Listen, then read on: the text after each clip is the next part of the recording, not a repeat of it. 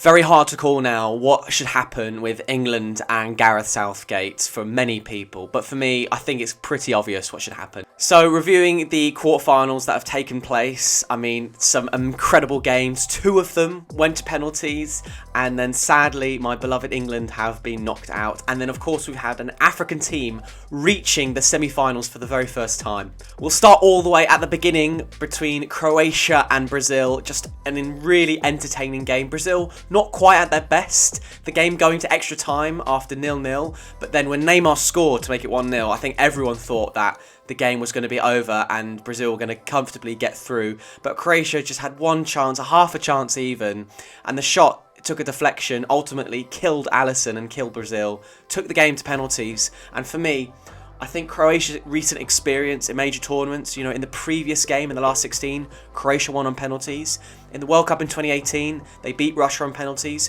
I just think that recent tournament experience really helped Croatia massively in this game.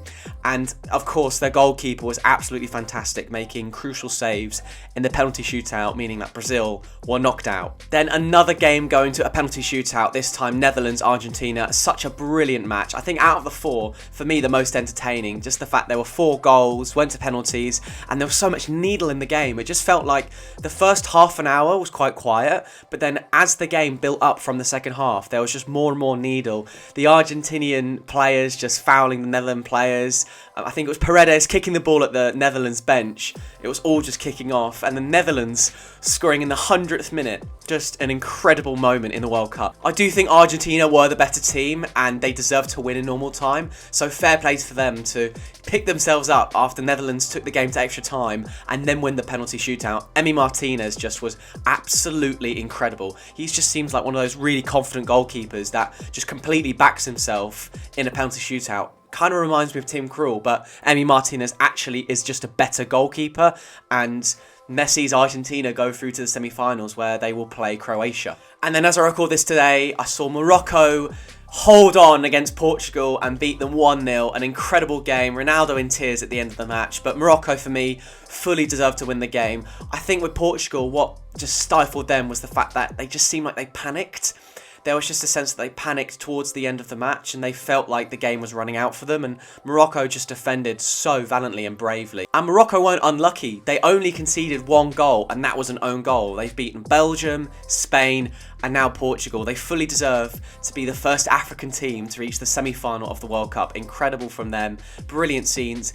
It seems like at the World Cup in the stadiums, they're by far and away the most supportive and the loudest fans. I really hope they can go on now and reach the final. That would just be an incredible story. I'm gutted because England played so well. For me, they were the better team. They edged it. In the first half, you could argue France were the better team, but in the second half, definitely England were the better team. I think overall they edged it. It's just top level sport, isn't it? At this level, it's so cruel, it's so brutal and so harsh, and France just edged it. I'll take it back to the beginning though. The first real major incident was the fact that Upamecano fouled Saka. It 100% was a foul. I don't know how VAR didn't go back to that. I mean, people might argue it wasn't completely clear and obvious. For me, it was clear and obvious foul. Maybe that's just me being biased, but I think a lot of people would argue that was a foul. But there was a lot of time between that moment and France scoring, and you have to say the England midfielders just weren't quite quick enough closing down the French midfielder who scored to make it 1-0. Maybe, if you're being so harsh, Pickford could have done a little bit better, but, you know, I don't want to criticise the England players too much because they've done so well under Gareth Southgate. They've played so well. There's such a togetherness and bond with the group, and people will say, oh, but they're nice, they're not going to win anything, but England have set them, and Gareth Southgate have set this team up for a brilliant future. There's so many brilliant young players. The FA are doing so well. The women's team have won the Euros. They're doing fantastic. England have got such a bright future. But anyway, I'll get onto that at the end, even in more detail. But focusing back on the game, Kane should have had a penalty. I mean, the only argument was that whether it was a foul or not. Whether it was outside the box or not. And it was definitely a foul on Kane. I thought it was a penalty. I don't know how the referee didn't give it. He just had a bad game. And then England going down 1-0 at half time. You're thinking, oh God, how are England going to get back into this game? But in the second half, they responded even better. and were fantastic. I thought all the England players did really well. I don't think anyone was particularly poor, but Saka was, you know, especially fantastic. He won the foul for the penalty. Kane, fantastic penalty to make it 1-1. And then England kept pushing for that second goal. And it did feel like when England were on top, they just needed to get that goal. And around about from the 71st, 72nd minute, France kind of gained back control. Griezmann put in a lovely ball in for Giroud, a fantastic header from him.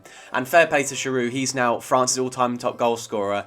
But then after that moment, Kane could have become England's record goal scorer. I mean, he will eventually. Don't get me wrong. He's going to play for England again and score. But he just... the one time he missed, it was tonight. He is England's best penalty taker. You wouldn't want anyone else on that. And he just skied it because he tried to just make sure he was going to go for the same spot and make sure that if Lloris went that way, Kane would have scored.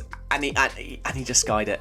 And it's just one of those moments. I've remembered as well, he had Maguire hit the post. England played so well. It just didn't fall for them. And like I said earlier, at this level, it's just the crucial moments just sometimes just don't go for you. And it's fine margins. And it's such a cliche, but it's true. And England, it just didn't fall for them tonight. Where does Gareth Southgate go from here? For me, I think England performed so well. They continue to consistently reach the knockout stages and then go late on in terms of tournaments, you know, reaching quarterfinals, semi-finals and finals. I don't think any English person right now would do a better job than Gareth Southgate. I think it'd be ludicrous to sack him. They've got to keep him until at least 2024.